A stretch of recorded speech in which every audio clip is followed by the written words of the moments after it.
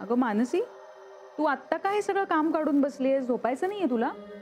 झोप येत नाहीये ग, म्हणून सकाळची काम आत्ताच उरकतीये. ईशा झोपली ना मगाशीच? हो, माझी झोप उडवून झोपलीये ती. का?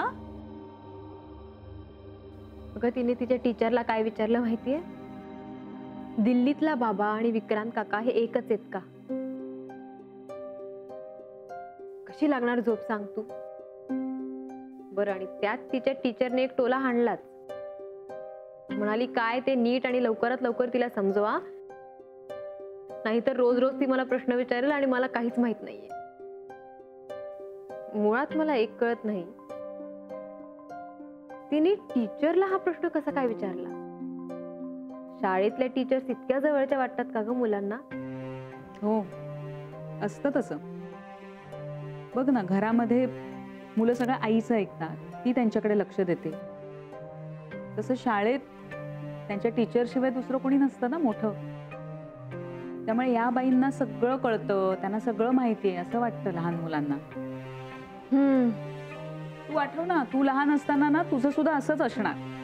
खरं आहे ग. तुला सांगू, माझे वडील जेव्हा आजारी पडले ना, तेव्हा माझा भाऊ, सगळ्यात धाकटा भाऊ शाळेत होता. एकदा त्याच्या बाईंनी मला विचारलं की तुमच्या वडिलांना बरं नाहीये का? मी म्हटलं हो का? तर त्या म्हणाल्या की तुमच्या भावानी मला सांगितलं.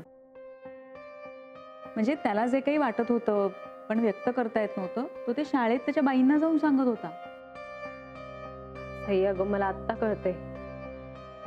ईशाच्या प्रश्नांना उत्तर देणं हे किती मोठं चॅलेंज आहे, आणि मला लवकरात लवकर तिच्या प्रश्नांना उत्तर द्यावी लागणार आहेत.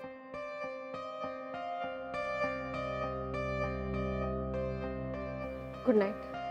Good night.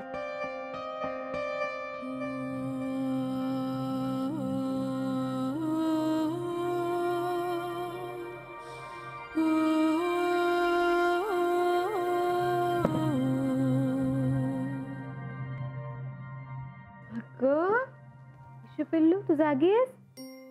झोपली होती ना मगाशी? मम्मा झोप नाही येते मम्मा.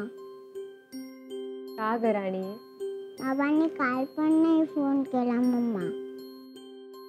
असू दे ग, झोप तू. तो एकदाच का फोन करतो? कारण अगं त्याला तेव्हाच वेळ मिळतो. पण काल त्यांनी फोन नाही केला.